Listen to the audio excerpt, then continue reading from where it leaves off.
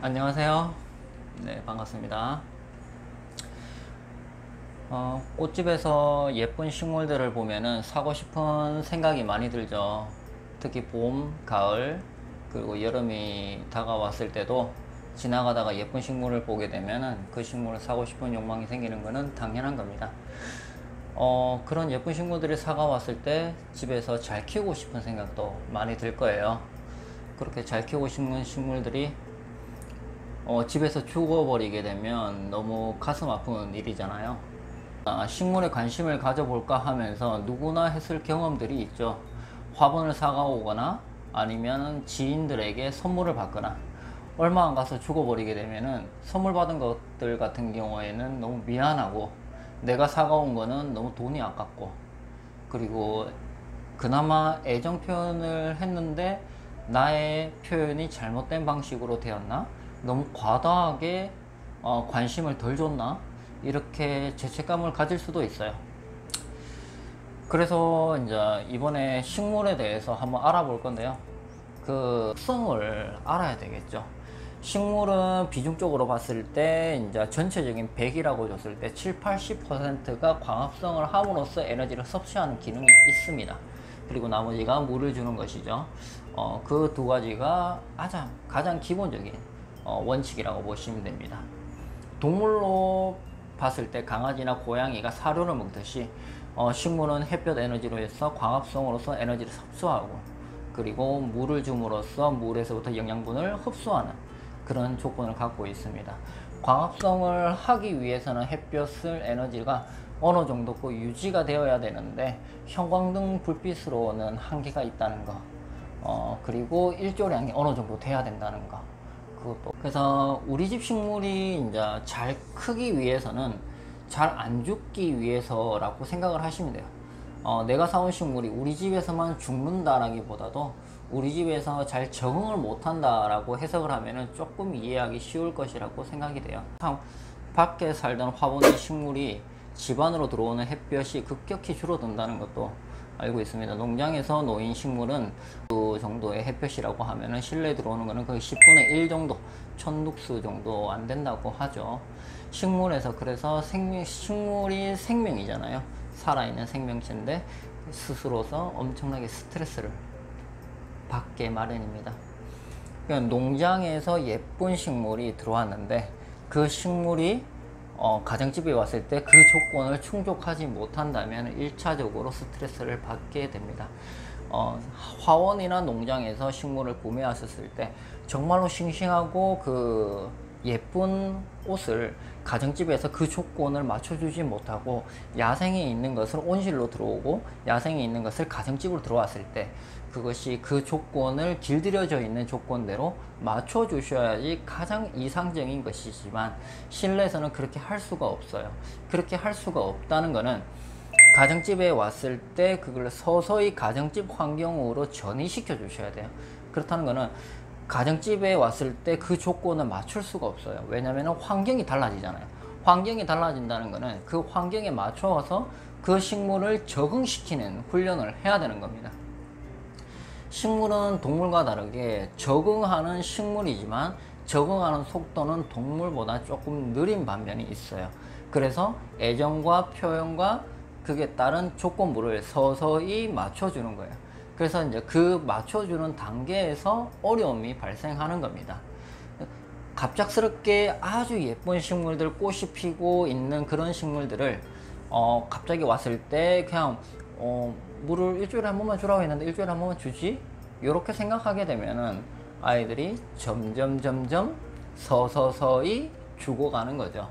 죽어간다기보다도 도태되는 거고 그리고 적응을 못해서 그 영양소를 충족을 시켜야지만 되는데 그거를 충족을 못하기 때문에 아이들이 변이가 오는 겁니다. 관상용 가치가 많이 떨어진다는 거죠. 그럼 어떻게 해야 되는지 사람마다 마찬가지지만 식물도 적응하는 기간이 필요합니다. 그 기간이 보통은 2, 3주 정도라고 보시면 되고요. 베란다가 있으면 베란다에서 서서히 일조량을 조절해 가면서 처음에는 한 4시간, 그 다음에는 3시간, 그 다음에 2시간 이런 식으로 일조량을 어느 정도 조절해 주고 온도도 한 번씩 체크해 주는 정도. 그러게다가 이제 습도라든가 물 주는 주기까지도 어느 정도 우리 집에 맞게끔 설정을 해 주셔 가지고 반복적이고 주기적으로 그렇게 맞춰 주는 것이 식물을 이상적으로 키우는 조건 중에 하나라고 생각하시면 될 것 같습니다. 적응 기간을 주는 것만으로도 우리 집 화분이 안 죽는다는 말인가? 이 적응만 하게 되면 식물이 잘 클 수가 있는가? 잘 크는다기보다는 예쁘게 클 수 있는가? 이것이 강점이겠죠. 식물의 적응력이 생각보다 좋습니다. 환경을 적응하는 식물들이 쉽게 죽고 쉽게 아이들이 서트러지고 그러지는 않아요. 식물은 언제나 그냥 그 자리에 있었는데 그 자리에 있을 때 그 이동됐던 그 주인이 잘 보살펴 줘야 되는 거죠. 적응하는 법이 탁월하다는 거예요. 그래서 농장에 있던 가정집에 있던 화분을 옮겼을 때 그 터전 새로운 집으로 왔을 때 그거를 잘 적응시키느냐 못 시키느냐가 식물이 잘 적응하느냐 못하느냐가 결정이 되는 겁니다. 빛이 줄어들면 잎사귀가 떨어지고 얇아지는 것인데 키도 커질 수가 있죠. 예, 이제 잎만 떨어지는 것이 아니고 잎도 커지고 줄기도 자라 올라갑니다. 아래 이파리가 빛을 주기 위해서 그 시간을 주는 거죠. 그러니까 줄기가 커진다는 것은 윗잎과 아랫잎의 간격을 넓혀서 일조량을 잘 조절해서 지들이 적응하게끔 하는 본성이라고 보시면 돼요. 식물도 골고루 햇볕을 받아서 서로 생존하려고 하는 본능이 있기 때문에 그거를 잘 맞춰주는 과정이라고 보시면 됩니다. 그래서 이제 이해가 가요. 햇볕은 당연히 줘야지 강압선을 한다는 건 알겠단 말이죠. 그렇다면은 우리 집에도 햇볕이 들어온단 말이죠. 창가를 통해서 햇볕이 들어오고, 그리고 이제 밖에 주방이라든가 이런 데서 햇볕이 들어오는 쪽에 놔뒀어. 예, 지금 당연히 확장형이라고 가정을 해볼게요. 확장형인데 그 확장형에서 식물을 창가 쪽에 놔뒀어요. 근데 그렇다면 그 중에 있는 식물들이 다 죽을까요? 아니죠. 죽는 것이 아니고 거기서 도태되는 식물들이 있다는 거예요. 그렇다면은 그 식물들이 어떤 식물인가? 일조량을 잘 못 받고 적응을 못했던 식물들입니다. 그렇다면 왜 그러냐면은 농장이나 이제 재배되는 공간에서 그 일조량을 어느 정도 맞춰줬다는 거예요. 그 맞춰져 있는 것을 화원을 통해서 가정집에 이동을 했어요. 그런데 그 조건부가 처음에 받았던 그 일조량하고 가정집에 있을 때의 그 일조량이 다르다는 거죠.